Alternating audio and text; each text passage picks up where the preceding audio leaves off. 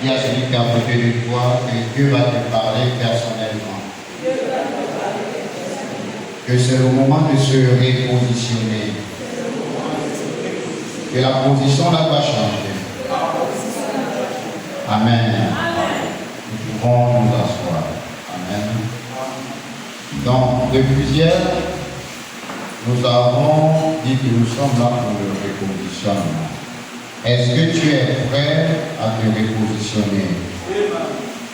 Alors, hier nous avons dit que, en rappel, le repositionnement, c'est simplement le fait de changer des positions. Et nous avons dit, pour l'illustrer hier, que l'alliance des pères est une puissance de repositionnement surnaturel. Ça veut dire que lorsque nous parlons de repositionnement ici, nous ne parlons pas d'une activité naturelle. Et nous avons pris comme texte 2 Samuel 9, à partir du verset 1. Et je voudrais que nous puissions le relire encore ce soir. Ouvrons nos livres dans 2 Samuel, chapitre 9, à partir du verset 1. Et nous voulons honorer la parole. 2 Samuel, quelqu'un de la maison de Saül. Le roi David l'envoya chercher dans la maison de Mathé, fils d'Amiel, à Lo-Débar. Et Méphi-Bosheth, fils de Jonathan, fils de Saül, vint auprès de David, tomba sur sa face et se prosternant. David dit, Méphi-Bosheth. Et il répondit, voici ton serviteur. David lui dit, ne crains point, car je veux te faire du bien à cause de Jonathan ton père. Je te rendrai toutes les terres de Saül ton père, et tu mangeras toujours à ma table. Il se prosterna et dit, qu'est ton serviteur pour que tu me gardes un chien mort tel que moi? Le roi a mis les terres pour à tes fils et tes serviteurs, et tu feras les récoltes afin que le fils de ton maître ait du pain à manger. Et Méphi-Bosheth, fils de ton fils et 20 serviteurs, il dit au roi, ton serviteur fera tout ce que le roi mon Seigneur ordonne. Amen. Que le Seigneur ajoute des bénédictions à sa parole. Alors, hier nous avons dit que l'alliance des pères est une puissance de repositionnement surnaturel. Et nous avons dit que l'alliance des pères nous permet de quitter Lo-Débar. Et nous avons dit que Lo-Débar, c'est un lieu sans parole, un lieu sans ressources, un lieu sans provision, un lieu sans valeur. C'est un désert où il n'y a pas de promesse. Amen. Et lorsqu'on revient à notre situation, Lo-Débar peut être ta position actuelle. Une position d'infertilité, une position de chômage, une position d'infécondité, une position de retardement, une position d'échec. Mais nous disons que dans cette position-là, tu dois quitter cette position pour accéder à une nouvelle position. Et c'est ce qu'on a appelé le repositionnement. Et nous avons dit que ce repositionnement n'est pas naturel, il est surnaturel. Et un des principes qui te permettrait de te repositionner, c'est l'alliance des pères. Nous avons vu que Méphi-Bosheth était à Lo-Débar et personne ne se souvenait de lui. Mais l'alliance des pères a localisé Méphi-Bosheth. Pourquoi? Parce que David avait alliance avec Jonathan. C'est pourquoi David va dire, reste-t-il encore quelqu'un de la maison de Saül à qui je puisse faire du bien? Amen. Et nous avons dit que l'alliance des pères part en notre faveur. C'est le premier principe qu'on a évoqué. L'alliance des pères part en notre faveur en des lieux où physiquement et spirituellement tu ne peux pas avoir accès. Ça veut dire quoi? Ça veut dire que pendant que Méphi-Bosheth était à Lo-Débar, il était oublié là-bas. Personne ne pouvait se souvenir de lui. Mais à cause de l'alliance de Jonathan, son père, un roi qui ne le connaissait pas, ne cherchait pas Méphibosheth, mais il cherchait un fils de la maison de Jonathan. Et nous avons dit que l'alliance des pères, donc a la puissance de te localiser dans le lieu, dans l'endroit, dans la situation dans laquelle tu te trouves actuellement. Amen. Je dis bien l'alliance. Pourquoi l'alliance? Parce que derrière l'alliance, il y a un esprit. Derrière toute alliance, il y a un esprit. Vous savez, c'est le même principe que le diable utilise. Lorsque vous avez un père, et chez nous ici, on parle des totems, ce sont des alliances. Et ces alliances n'opèrent pas en fonction des lieux. Ces alliances sont atemporelles, elles sont au-delà des lieux. Que vous soyez aux États-Unis, que vous soyez en France, il y a ce qu'on appelle l'odeur de la famille. Chaque famille a une odeur. C'est l'apôtre Paul qui nous rappelle qu'en fait, nous sommes une odeur de mort, effectivement, pour ceux qui sont appelés à venir, et un parfum de bonne odeur pour notre Dieu. Et chaque famille, par le lien du sang, a une odeur. Cette odeur, en fait, c'est ce qui fait que où que vous soyez, l'alliance vous poursuit. Donc, la voie de l'alliance n'a rien à voir avec l'espace physique. Ce qui fait que si vous avez un père dans le monde, il a son totem, et vous allez le voir pour dire, mais je ne sais pas, ta chose me poursuit. Il va dire, la chose te poursuit à cause de ton odeur. Voilà pourquoi cette chose ne peut pas poursuivre quelqu'un d'autre. Et voilà pourquoi il y a des marques dans les familles. On va dire que ceux-là, dans leur famille, sont comme ça. Ils sont comme ça, pourquoi? Parce qu'il y a quelque chose qui est lié à l'odeur de la famille. Et quand nous lisons l'alliance des pères, vous vous souvenez de l'épisode d'Élisée? Élisée avec son disciple qu'on appelle Géasi. Et Élisée dit en amont, je ne prends pas ton argent, tu peux aller avec. Et le disciple derrière le père va voir Naaman qui donne. Et quand le disciple revient, le maître lui dit, où étais-tu? Il dit, non, j'étais quelque part. J'étais quelque part. Il dit qu'au moment où tu prenais l'argent de Naaman, mon esprit n'était pas absent. Ça veut dire que lorsque, j'espère que vraiment, on va essayer de rendre ça clair. Lorsque tu as alliance avec ton père a sa charge des esprits. Est-ce que quelqu'un me suit? Amen. Ton père a sa charge des esprits serviteurs. Des esprits qui sont à son service. Pourquoi? Si c'est un homme de Dieu, ça veut dire qu'il a alliance avec Dieu. Et en fonction de l'onction qui repose sur sa vie, il y a des esprits qui sont affectés à son service. Maintenant, si tu contractes l'alliance avec lui, et si tu le connais comme fils et toi tu le connais comme père, ça veut dire que les esprits qui sont à son service sont désormais à ton service. Voilà pourquoi ce que tu ne peux pas faire par toi-même, à cause de l'alliance, cela peut arriver dans ta vie. C'est pourquoi les gens ne peuvent pas nous mettre dans nous parce qu'on ne te connaît pas. Lors d'un conseil des ministres, tu es incognito. Mais subitement, quelqu'un va commencer à parler de toi.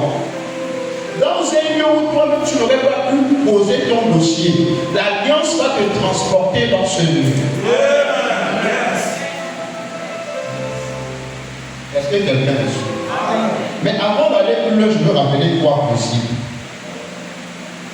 Vous ne pouvez pas bénéficier de l'alliance des pères si vous ne respectez pas l'onction qui est sur l'homme de Dieu. L'onction que vous respectez, c'est l'onction qui va diriger votre vie. Je répète, l'onction que vous respectez, c'est l'onction qui va diriger votre vie. Je vais être un peu plus clair.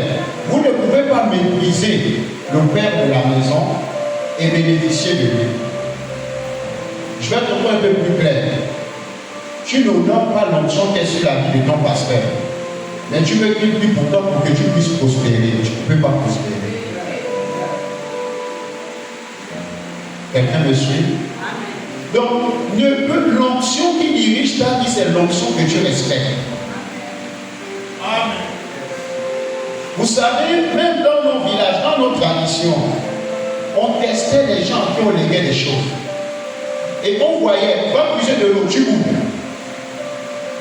Va, allons au champ de pousser, tu ne vas pas. Tu mérites, tu n'auras rien. Hier, l'homme de Dieu nous a dit quelque chose de fondamental. Un fils ne travaille pas pour le salaire. Un fils travaille pour l'héritage. Mais l'héritage ne se demande pas.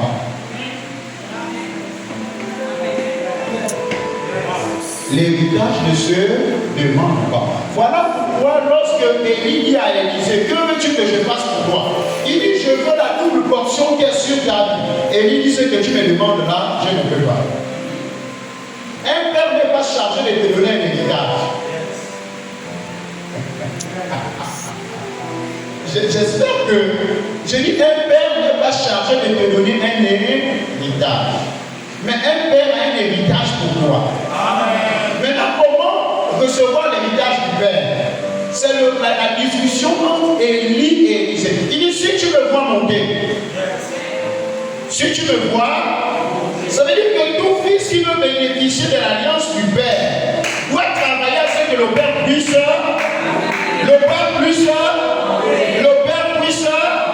parce que l'héritage devient lorsque le père est en train de monter.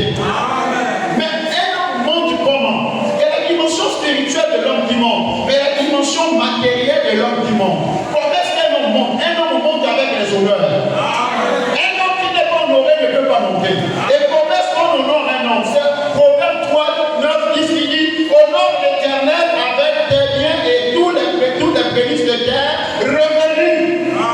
Donc un pasteur affamé ne monte pas. Un pasteur à pied qui transpire ne monte pas. Un pasteur qui se bat pour payer les factures de l'église ne monte pas. Mais si tu ne montes pas, toi aussi tu n'auras pas d'héritage. Est-ce que quelqu'un me suit? Oui, tu peux penser que tu es mon père. Ce sont les lois du royaume. L'onction que tu n'honores pas ne peut pas te bénir. L'onction que tu n'honores pas ne peut pas te bénir. Deuxième principe, l'onction que tu sers va se multiplier dans ta vie. L'onction que tu sers va se multiplier dans ta vie. Donc ne dis pas avec le mouchoir que papa transfère, non, sers. C'est dans le service que le Fils est glorifié par le Père. Jésus ne pouvait pas être glorifié avant d'avoir servi. Mais le problème c'est que plus personne ne veut servir. Amen. Amen. L'onction que tu sers, c'est l'onction qui va se multiplier dans ta vie. Donc si tu vois l'onction de ton Père, si tu désires cette onction, Élie a dit à Élisée, si tu le vois monter. Mais avant qu'Élie ne monte, il y a d'abord le service d'Élisée. On dit que Élisée était serviteur d'Élie, ça veut dire que Élisée versait de l'eau dans les mains d'Élie. Ça veut dire que Élisée lavait les mains d'Élie. Pour laver les mains de quelqu'un, tu dois être proche de la personne. Pour laver les mains de la personne, tu dois être disponible pour la personne. Pour laver les mains de la personne, tu dois renoncer à toi-même. Il n'y a pas de fils qui n'est pas encore renoncé à lui-même. Il y a trop de vivants. Alléluia. Je ne sais pas si on comprend. Jésus a dit que celui qui veut me suivre, il meurt d'abord. Il renonce à lui-même. Dieu n'utilise que les cadavres. L'humanité, pour se multiplier, a été l'œuvre d'un cadavre. Adam est mort. Adam, le premier, est mort. Dieu l'a opéré. Et donc, c'est du cadavre d'Adam que Dieu a retiré Ève.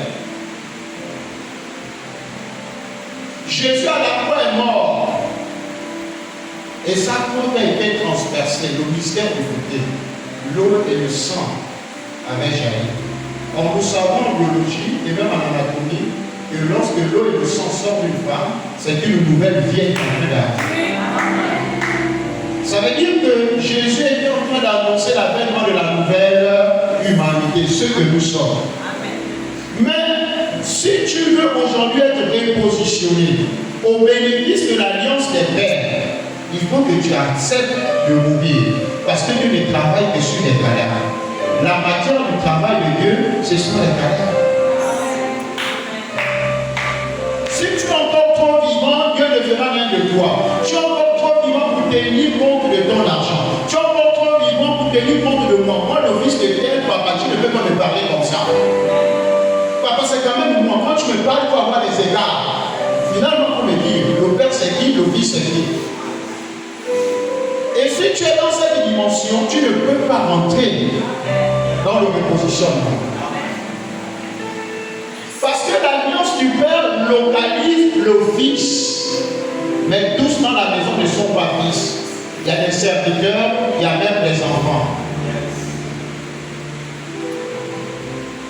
Il faut choisir.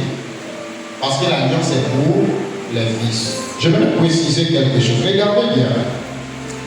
C'est que l'onction dans laquelle vous scellez, c'est celle qui va augmenter dans le monde. Amen. On a trop de problèmes. On a vraiment beaucoup de problèmes. Tu ne peux pas récolter là où tu n'as pas semé.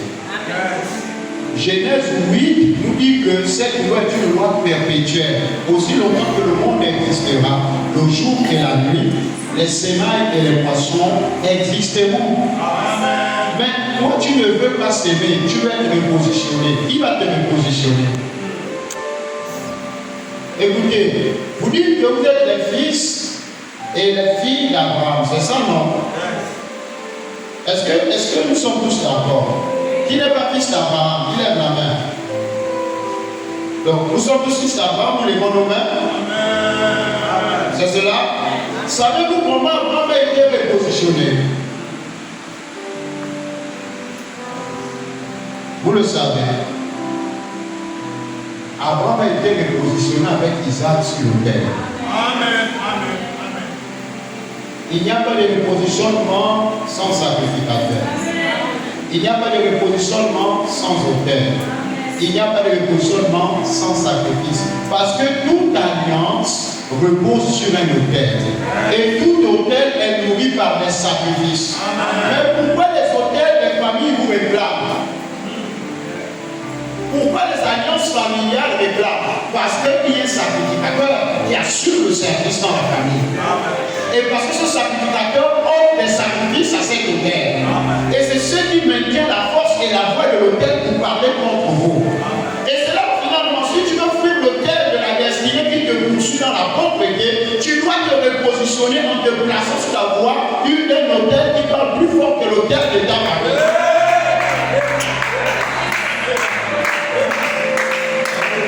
L'alliance des pères est une puissance de repositionnement surnaturel.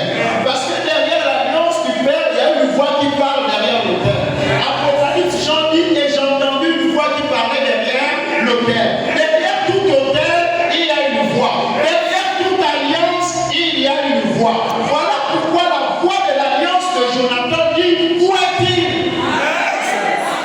Mais le problème avec nous, c'est que ceux qui disent où est-il, ce sont les autels de la sorcellerie qui nous cherchent.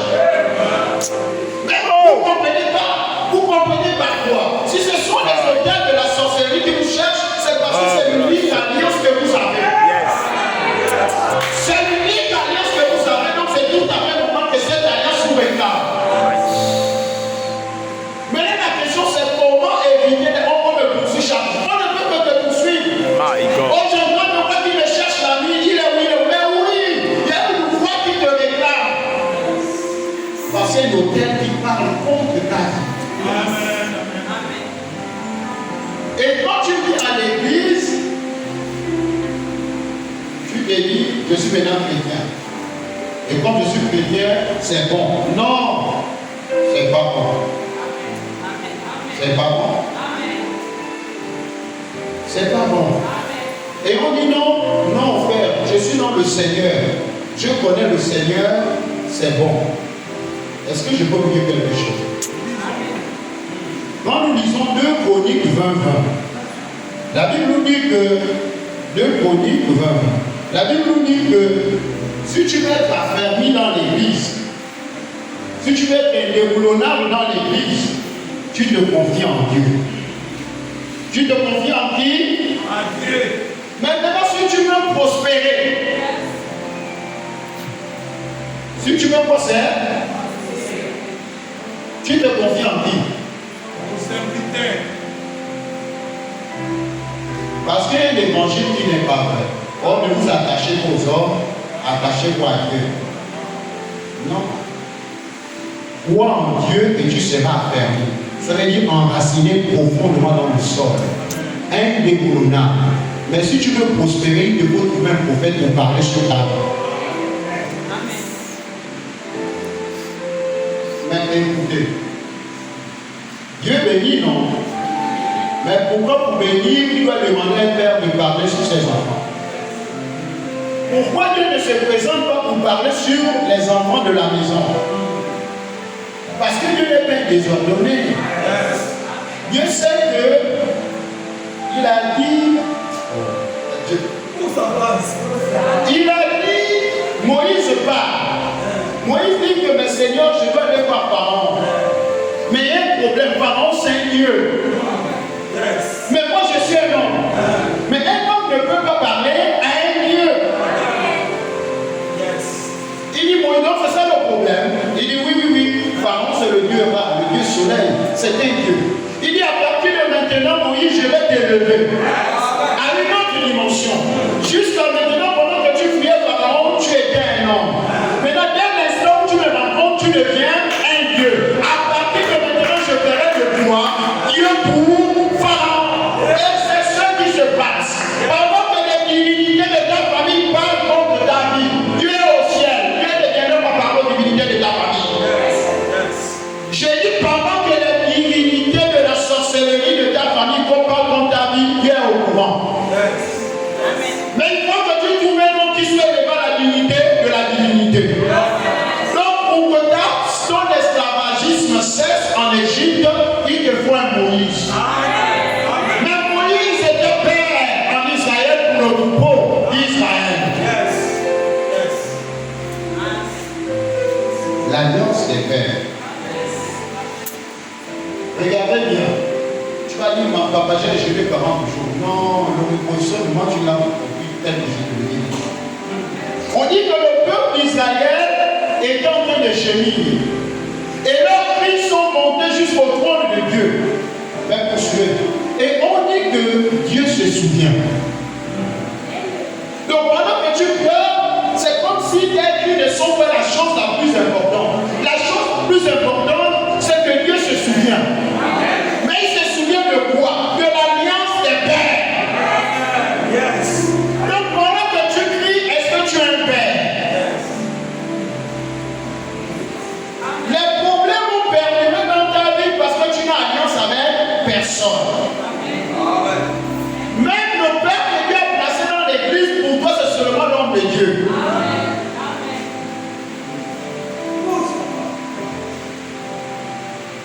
Mais il faut que tu vois dans lui un père pour qu'il devienne Dieu pour toi. Ceux qui te poursuivent, ce sont des divinités. Il faut un Dieu pour parler à ces dieux. Mais ce ne sont pas des dieux. Ou ce ne sont pas dieux, c'est des dieux. Donc Dieu ne peut pas parler à des dieux, c'est pas à son niveau. Il faut un Dieu et non le Dieu pour parler à des dieux. Qui est donc qui parle sur ta vie?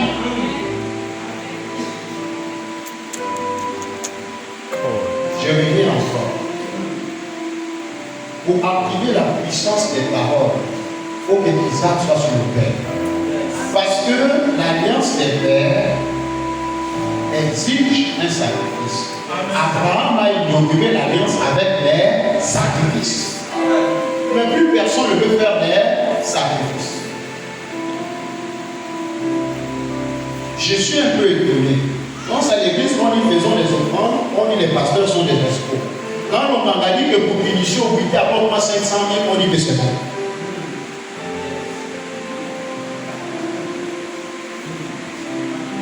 Jésus avait raison de dire que même les fils du diable sont plus malins que nous. Quand un buddhiste a son diplôme, la première chose qu'il a dit, le diplôme, c'est pas chez lui. S'il a libre vie, il vient de prendre le diplôme à l'ENA, il va aller prendre le taxi à l'Ambaréné pour aller dans les villages. La première personne à qui il remet son diplôme de son père spirituel. Les païens connaissent qu'ils ont des pères spirituels, les chrétiens n'ont pas de pères spirituels. Nous avons tous le Saint-Esprit.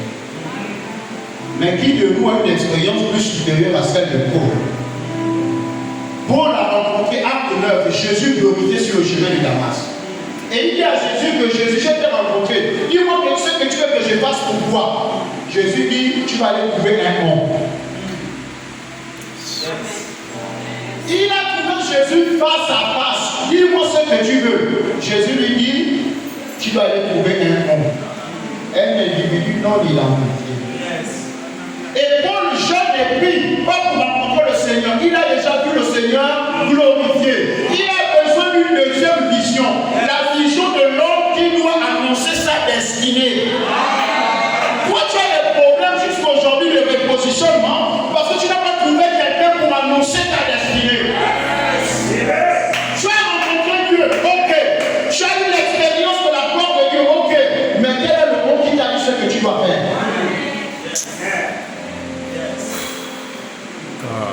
L'alliance des pères. Un père est un prophète. Un père est un homme. Donc, Acte 10, formel aujourd'hui, il a fait les offrandes, il a fait les offrandes, il a fait les sacrifices. Et un ange vient de la présence de Dieu. Il dit, je viens de la présence de Dieu pour t'annoncer que tes offrandes et tes prières ont été exercées. Cependant, tu vas trouver un homme qui s'appelle Simon Pierre. Tu as fait les offrandes, tu as jeûné, ok, c'est agréé. Mais l'exaucement de ta prière, c'est non. C'est l'homme qui a les paroles de la vie pour toi. Wow. C'est l'homme qui doit te dire ta destinée prophétique. Mais tu continues à dire, je jeûne encore. Et Dieu est fatigué. Tu n'es pas venu à ce programme par hasard. C'est parce qu'un ange t'a gardé. Ange, ce n'est pas seulement celui qui descend du ciel, c'est un messager. C'est un ange.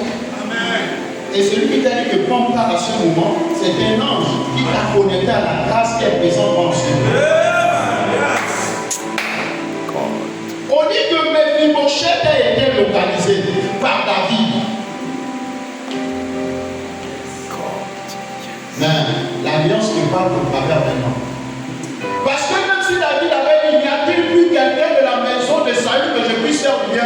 Si Siba n'était pas là, pour dire qu'il y a quelqu'un dans la maison de David qui est vivant, mais Mephibosheth serait mort. Pour t'annoncer dans l'alliance, il faut qu'il y ait quelqu'un qui parle pour toi.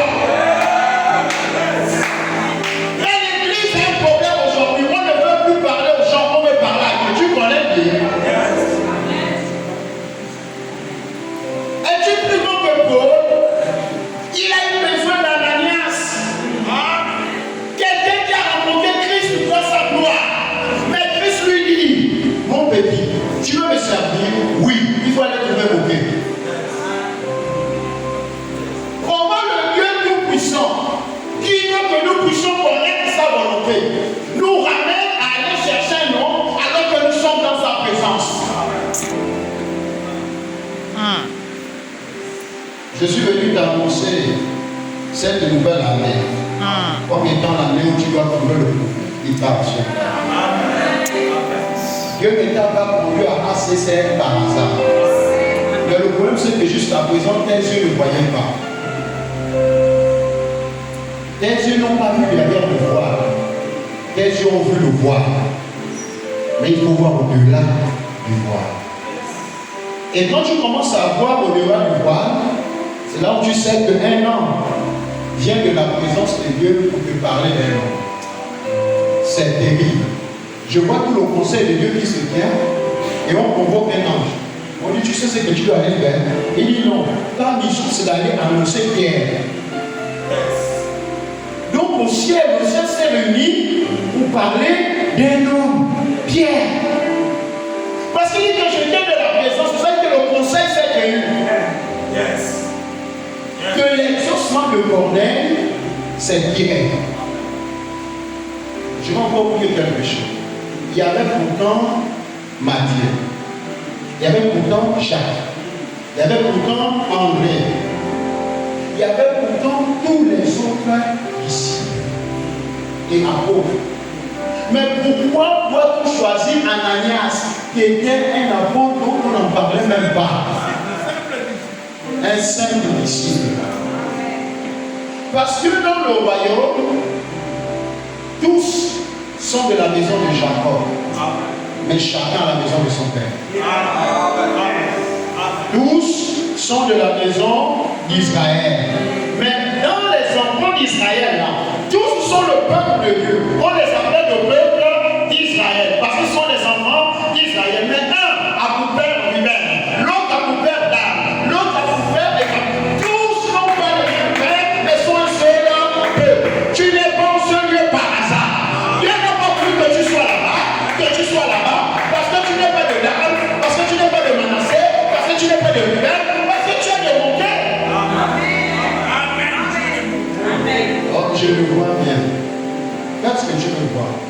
Le problème avec toi, c'est que tu n'as pas compris que tu es de mon cœur.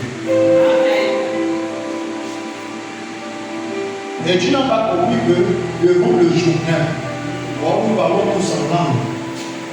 Nous avons tous le Saint-Esprit. Mais pour prendre le journal, tu ne vas pas le journal avec ton Dieu. Tu te vois un père. Parce que devant le journal, le prophète, moi, ne dit pas qu'au nom de mon onction, journal devant toi. Il dit le Dieu d'Élie, où es-tu? Le Dieu d'Élie, où es-tu? Écoutez, aucun fils de prophète ne pouvait dire le Dieu d'Élie. Il n'était pas fils d'Élie, il était fils de prophète. Or, pour devenir fils d'Élie, il faut traverser le Jourdain la première fois. Celui qui n'a pas traversé le Jourdain ne peut pas traverser le Jourdain. Or, le Jourdain était le symbole de la mort. Le véritable disciple terrible du Père, c'est celui qui a accepté de mourir. Mais il y en a encore trop de vivants. Le premier sacrifice que tu donnes, c'est d'abord toi-même. Mais est-ce que tu es toujours là? Tu es toujours absent? Papa te cherche toujours. On doit toujours t'appeler, te faire un texte pour te rappeler le programme. Tu peux faire l'héritage. Tu n'es pas digne de l'héritage. Pour faire le service, on doit prendre te supplier. Tu vas avoir quel héritage? Tu n'es pas mort. Si tu veux un salaire, on te donnera un salaire et tu es un serviteur. Mais si tu veux l'option qui est sur ce temps, tu dois le servir. Tu dois descendre dans le Jourdain. Et quand tu descends dans le Jourdain, la notion de propriété privée n'existe plus. Ne me chantez pas pour les chants. Je suis un sacrifice. Tu sais ce qu'est un sacrifice? Je me place sur l'autel. Je suis un sacrifice. Un sacrifice n'a pas de volonté. Je dis un sacrifice n'a pas de volonté. Donc si tu es sacrifice, c'est que toute ta volonté dépend de la volonté de ton Père. Voilà pourquoi j'ai envie de dire un ensemble de choses. Voilà pourquoi, tant que le Fils n'est pas arrivé à Gethsemane, il n'y a pas de réalité de Fils. Un Fils, c'est celui qui est arrivé à Gethsemane. Vous savez pourquoi? Parce qu'à Gethsemane, il y a le conflit, il y a la bagarre entre deux volontés. La volonté du Père et la volonté du Fils. Et le Fils doit se décider entre sa propre volonté et la volonté de son Père. C'est là qu'après il a accepté la volonté de son Père que la croix devient possible. Oh, j'entends les gens dire Seigneur, je veux porter la croix. Tu ne peux pas porter la croix. Parce que la croix ne se porte que parce qu'ils ont accepté la volonté de leur Père contre leur propre volonté. Je ne veux pas que tu te maries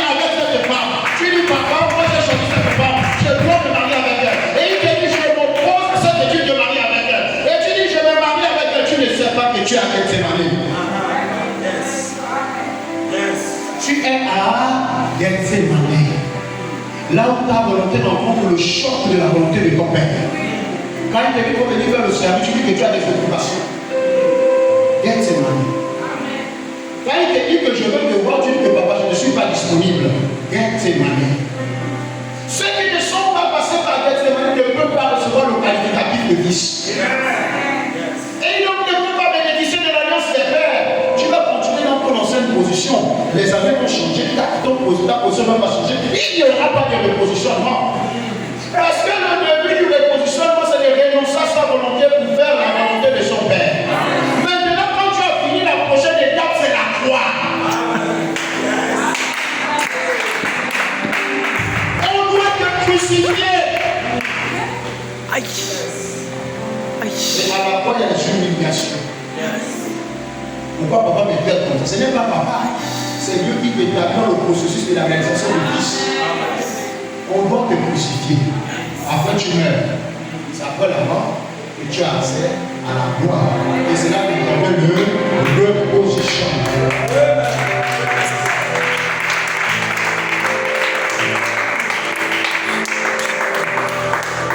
Bien aimé. Ce soir, ce que je vous dis, c'est que pour éviter de l'alliance des pères, il faut accepter d'aller au-delà de la bénie. Il faut accepter d'aller au-delà d'être un simple collaborateur. Et il n'y a pas d'alliance sans sacrifice. Si le pasteur est ton père, oui, c'est le père de l'église. Mais tu as le choix de continuer à le regarder comme le père de l'église. Celui qui honore un pasteur en qualité de pasteur recevra une bénédiction de pasteur. Celui qui honore un prophète en qualité de prophète recevra une bénédiction de prophète. Mais si tu dépasses et le considères comme un père, un jour on a appelé un homme de Dieu. Il y avait une femme, une de ses fidèles, je vais m'arrêter par là, qui avait un problème. Son père était dans des loges. Il avait une chambre spéciale. Et les parents disent, c'est toi-même qui viens sortir les choses de ton père. Et elle a appelé le pasteur. Oh papa, il faut venir sortir les choses. Le père lui a dit, je viens en tant qu'église. Il faut bien comprendre ce que sont les églises. Il dit, je viens en tant qu'église. Il dit, si c'est en tant que pasteur, je ne viens pas. Parce que ce sont des affaires de famille. Je n'ai aucun droit sur toi. Je ne suis que ton pasteur. Elle dit non. Aujourd'hui, je te connais comme mon père. Il dit, si tu as dit que je suis ton père, alors je viens. Alors, je viens. Et personnellement, on avait une soeur qu'on gardait dans la maison. On l'aidait comme dans le recommande l'amour du Père. Et un jour, elle m'a dit, parle sur Marie. Elle dit, je ne peux pas parler sur Marie. Je ne peux pas parler sur Marie. Je ne suis que ton pasteur et rien de plus. Si je dois monter en conflit avec les alliances de ta famille, il faut que je sois autre chose que simplement le pasteur.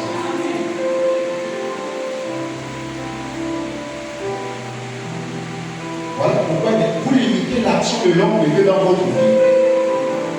Parce que vous le voyez comme le pasteur. Non, le pasteur fait les bénis. Mais le père règne sur la maison.